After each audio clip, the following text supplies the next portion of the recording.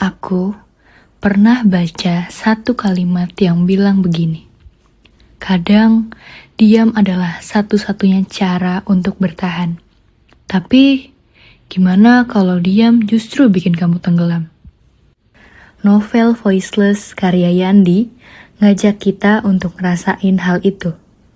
Rasa sunyi, rasa bersalah, dan perjuangan untuk menemukan kembali suara yang sempat hilang.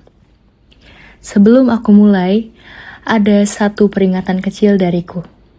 Kalau kamu lagi di masa-masa rapuh, lagi merasa dunia ini terlalu berat untukmu, mungkin kamu perlu siapin hati dulu sebelum baca buku ini.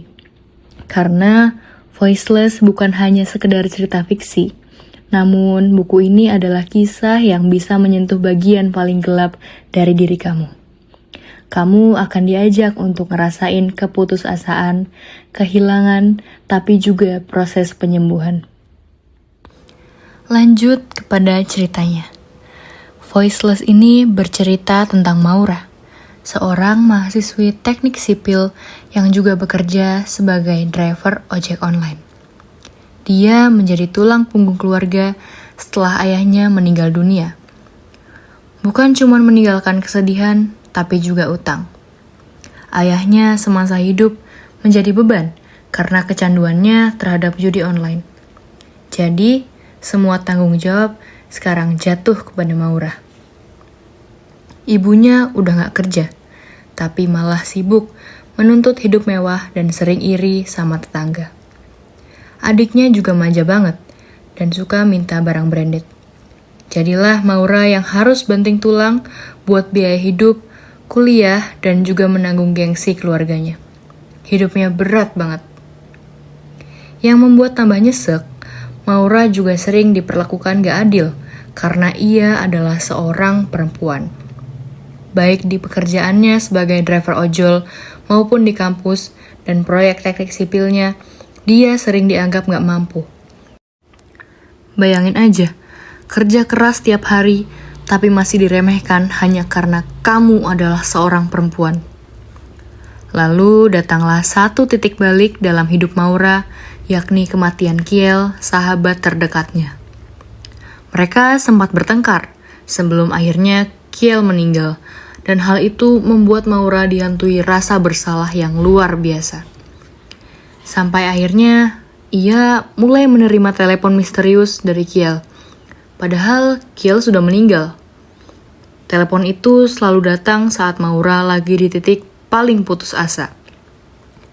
Kadang malah Maura bisa menelepon balik. Dari sini mulai muncul unsur misteri dan supernatural yang membuat pembaca mikir, ini halusinasi Maura atau memang ada sesuatu yang lebih dalam di baliknya?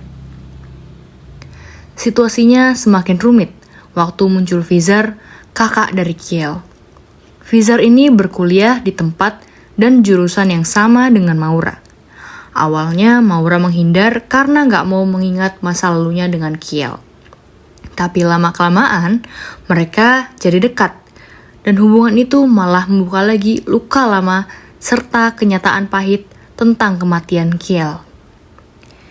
Yang membuat Voiceless istimewa menurutku adalah cara Yandi mengangkat banyak isu sosial dalam satu cerita. Tapi tetap terasa realistis dan gak menggurui. Ada tema kesetaraan gender, tekanan akademik, tanggung jawab keluarga, dan kesehatan mental. Semuanya disajikan dengan peka dan empatik banget. Dari judulnya saja sudah terlihat, voiceless artinya tanpa suara. Dan itu memang menggambarkan Maura yang hidup di dunia yang menolak untuk mendengarnya.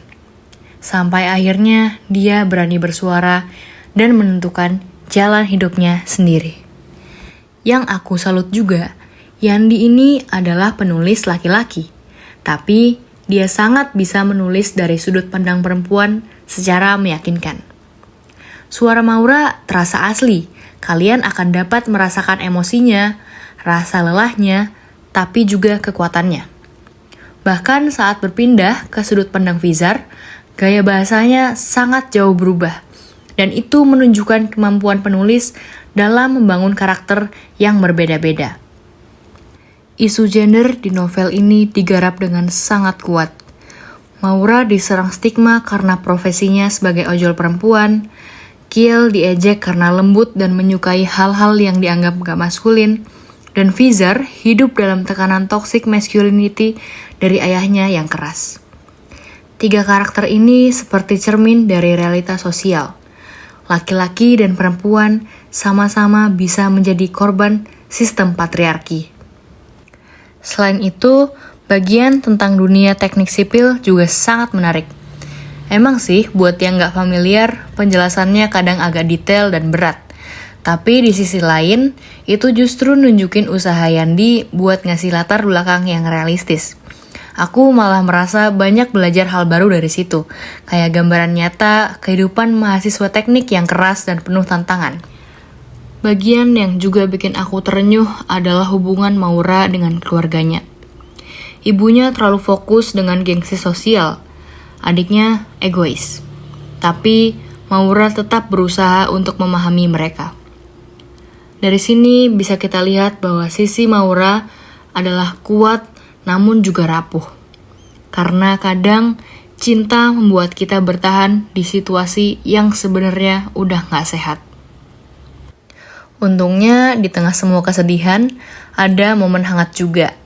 Misalnya waktu teman-teman ojol Maura datang untuk ngasih dukungan. Adegan itu mungkin tampak sederhana, tapi bener-bener bikin aku terharu. Karena nunjukin kalau di tengah hidup yang berat, pasti masih ada orang baik yang peduli sama kita. Sebagai pembaca, aku ngerasa Voiceless ini bukan hanya cerita fiksi, tapi juga seperti refleksi kehidupan yang nyata. Banyak pesan moral yang dapat diambil, seperti pentingnya empati, jangan gengsi untuk meminta maaf atau bilang sayang sebelum terlambat, dan jangan takut untuk meminta bantuan pada orang lain ketika kamu sedang membutuhkan.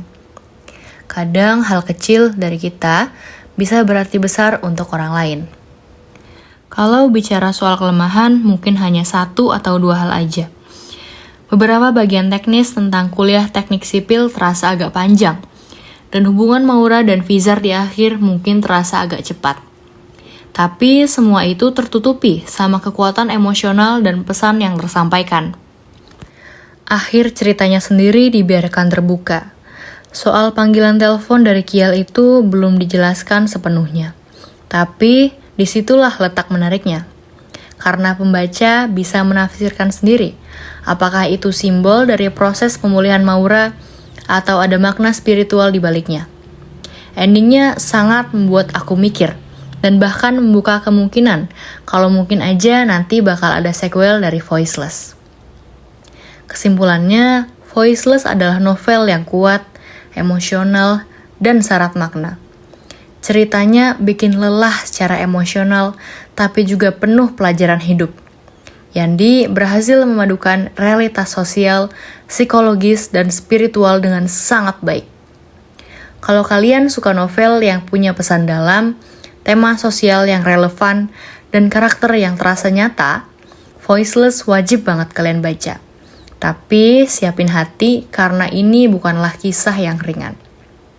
Novel ini akan bikin kamu sedih, marah, terharu, tapi di akhir juga ngerasa hangat dan sadar kalau sekecil apapun suara kita akan tetap berharga dan layak untuk didengar.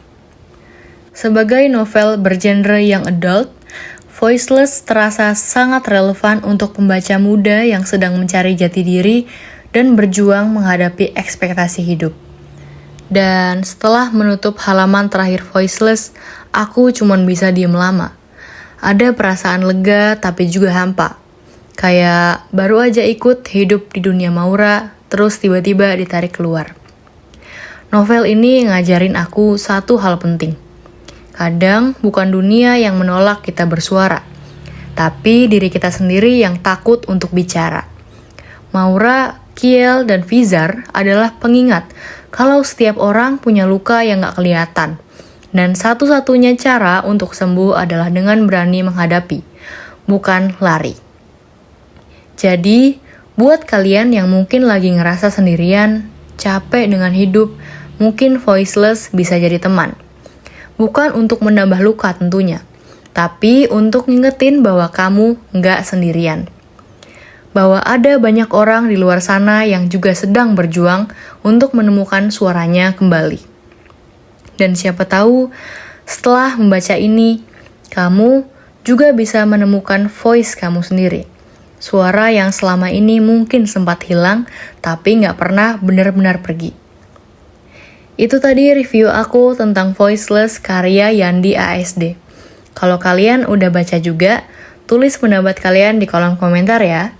Dan kalau belum, siapin hati dulu. Karena buku ini bukan cuman buat dibaca, tapi untuk dirasakan.